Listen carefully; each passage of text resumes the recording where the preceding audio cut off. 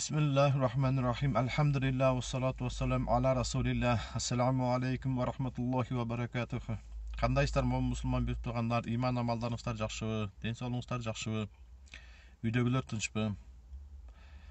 Bir tuğanдар, азыркы biz жасап жаткан доордо ушунчалык тил маселеси ушунчалык кыйын болуп кетти да. Ушак, кыйбат, жаман нерсе сүйлөмөй өтө көп болуп кетти. Караңыз, мусулман bir туғандар, Алла субхана тағала тілді берген адам баласыначы. Өзгөчө кылып берген. Айбандар, канаттуулар, балыктар сүйлөй албайт. Биз сүйлөйбүз да bir туғандар.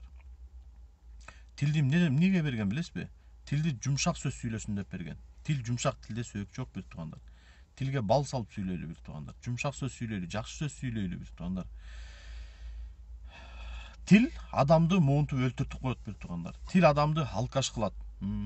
Тил адамды кафыр кылат, тил адамды мусулман кылат bir туғандар. Адам амал менен кафыр болбойт. Чочконун этин жеп, арак ичкен киши күнөөкөр мусулман болот. Эгер ошол наузу билля адал десе, ошол замат динден чыгат. Аялы менен күйөөсүнүн ортосунда ошол замат талак түшөт bir туғандар. Тил менен шахадат келмесин айтып кайра мусулман болот. Адам баласы келме келтирбей туруп, сооп иштердин баарын кыла берсе, мусулман болбой туруп, тил менен мусулман болбой турупчу, анда анын кылган иштери bir туғандар кабыл эмес. Шахадат келмесин айтып, адам баласы ошонун жүрөгү менен тастыктап, анан мусулман болот bir туғандар. Тил менен адам эмне болот? Караңыздар, эртең менен баардык мүчө тилге кайрылат да. Эй тил, сен бүгүн мындай жакшы сөздөрдү сүйлөө депчи. Тил сүйлөйт дагы, эки тиштин аркасында жашынып калат, анан байкуш дене токмок жейт да. Кыямат күнү да ошол, тозоктон ошол. Тилдин айынан адам баласы денелерди тозокко күйөт да bir туғандар. Ошон үчүн тилди сактайлы bir туғандар.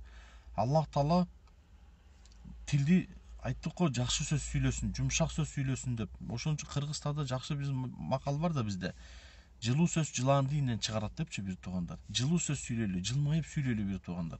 Пайгамбарыбыз саллаллаху алейхи вассалам бир дагы жолу жаман сөз сүйлөгөн эмес. Бир дагы жолу жаман бирөөнү каргаган эмес bir туғандар. Жаман сөз сүйлөдүк, эмне таптык bir туғандар. Чоңдорду жамандап атабыз. Эмне пайда таптык, айтыңыздарчы. Аларды каралай турган атайын органдар бар. Аларды териштеп турган атайын жумушчу тобу, комиссиялар түзүлгөн. Ошолор жооп берет кыямат күнү bir туғандар. Сиз менен биз тилибизге жооп берип калабыз кыямат күнүчү. Аллах Таала ар бир жумушка ар бир адамды дайындаган. Мындай бир жөнөкөй, бир өзүбүзгө ылайыктуу иш менен алек бололу bir туғандар. Банкрот дегенди билесизби эмне экен? Банкрот деген бул кыямат күнү бар го. Адамдар келет. Bir адамды кыйбат кылып койсоңуз, bir адам келет. Эгер bir элди кыйбат кылып койсоңуз, ошол эл келет. Мисалы, bir Кытайлар деп койдуңузбу bir туғандар? Кытайлар, Кытай эли бүт баары келет эртең bir туғандар. Казактар ушундай дедиңиз, эртең казак эли келет bir туғандар. Американецтер ушундай дедиңиз, американецтер келет эртең кыямат күнүчү bir туғандар. Бул дүйнөдө болгон терип, эптеп, септеп кылган ибадаттарыбыздын соопторун, кылган жакшы иштерибиздин соопторун кыямат күнү алып барып туруп, ата-энебизге бербеген соопту башка бирөөлөргө беребиз да bir туғандар. Эртең келип очередке турат. Бир эле киши соогуңузду алып коет бул дүйнөдө bir туган. Бул дүйнө акы талап кылуу дүйнөсү эмес. Бул дүйнө акы берүү дүйнөсү bir туғандар. Ар биринин акысын берели. Кыямат күнү акы талап кылуу дүйнөсү bir туғандар. Ар бир адам өзүнүн акысын талап кылат. Ар бир адамга барып.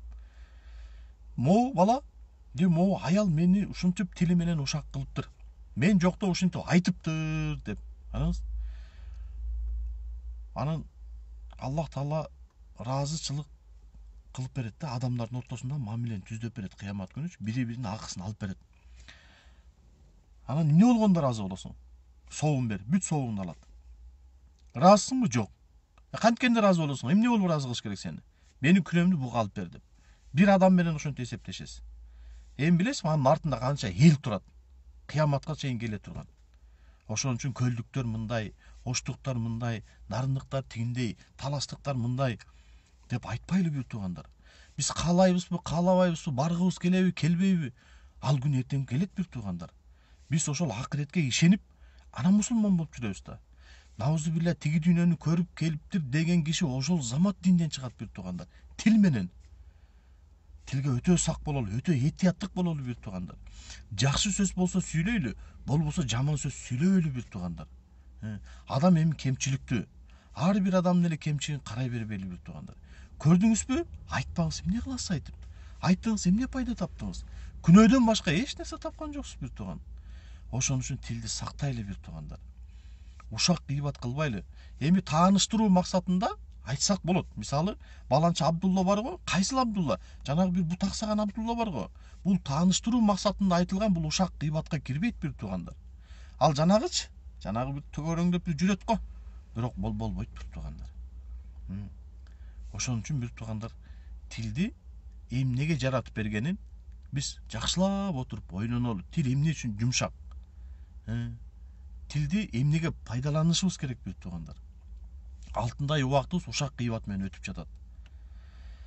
Аллах Таала уккан билгендерге амал кылышка мүмкүнчүлүк берсин. Ассаламу алейкум ва рахматуллахи ва баракатух.